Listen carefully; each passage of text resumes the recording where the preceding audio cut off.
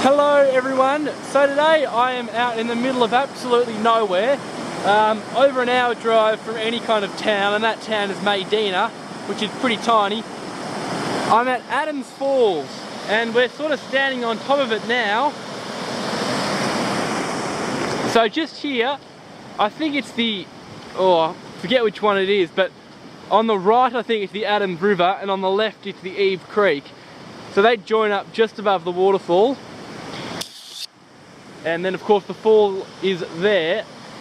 I'm going to try and find a vantage point of it. I think you go through this way, but then I'll go further up the road and I'll be able to try and find a way down to the base of it. But we'll definitely be able to get at least a view from around here. So let's go check that out.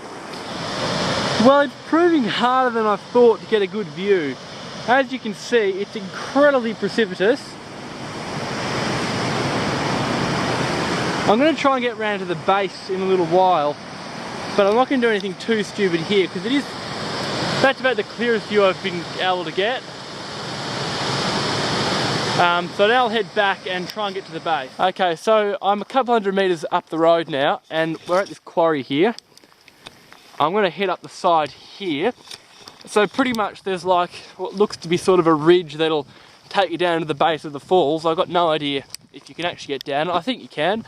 It doesn't look too steep, but I haven't really seen a lot of photos from the bottom, so I don't know how easy / difficult it will be. I mean, it's probably ultimately less dangerous than the track I was just on, because that was really precipitous. Just around the cliff edges there. It'd be so easy, especially with the slipperiness, just to slip straight off and fall 50 metres, which would not be ideal. The weather was really nice earlier, and now it's gone to shit pretty much, which is kind of annoying. It's not too heavy at least, but would have preferred it to be nice and sunny and mild. It's now chilly and cold and bloody rainy. Anyway, I'm going to have a look at my GPS, see where I'm going. I've sort of been following this four-wheel drive track, which is nice, not for long, and it sort of branches off this way a bit, and this is pretty much coinciding with where I wanted to be heading towards the downhill part of the hike. It's reasonably open actually, which is a pleasant surprise. It might get thicker further down. I might concentrate on trying to keep my feet rather than filming though for now. I'll see you in a little while. Well, this should give you some indication of what I've been faced with. It's honestly not been that bad at all. Look, it's steepish, but not that bad.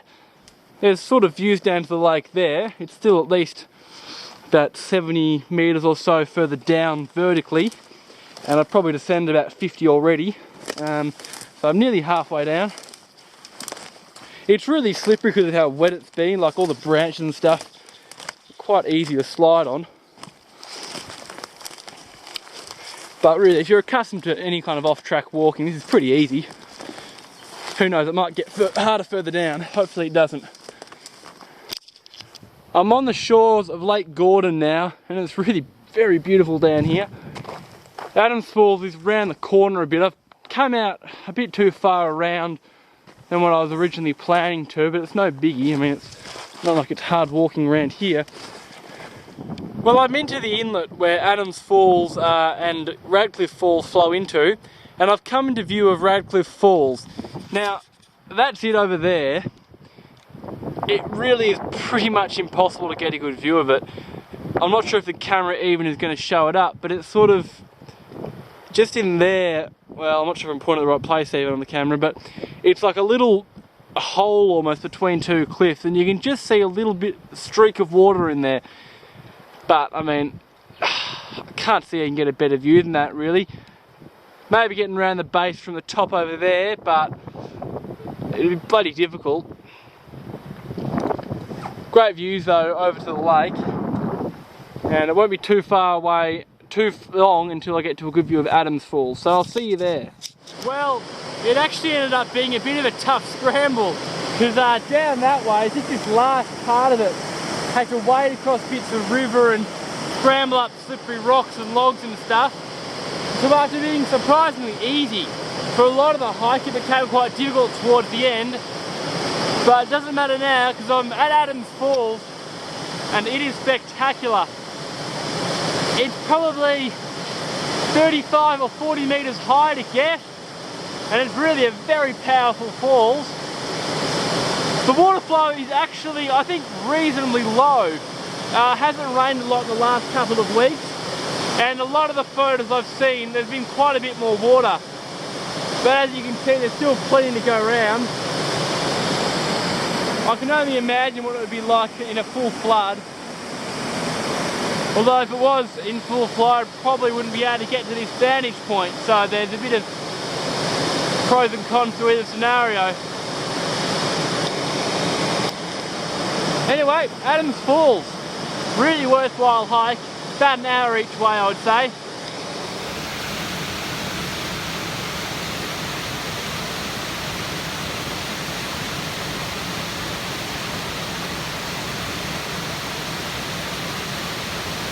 Well, I'm approaching the end of the walk now. Look, as I mentioned before, as far as off-track hikes go, this is relatively easy. Bit of rock scrambling at the end. There was a little bit of scrub bashing on the way back, which was mainly because I think I went slightly the wrong way. But it was just bracken and stuff, like nothing that wasn't too easy to push, nothing that wasn't really easy to push through. The waterfall itself, as I mentioned, is really spectacular. It would be even more spectacular with a bit more water.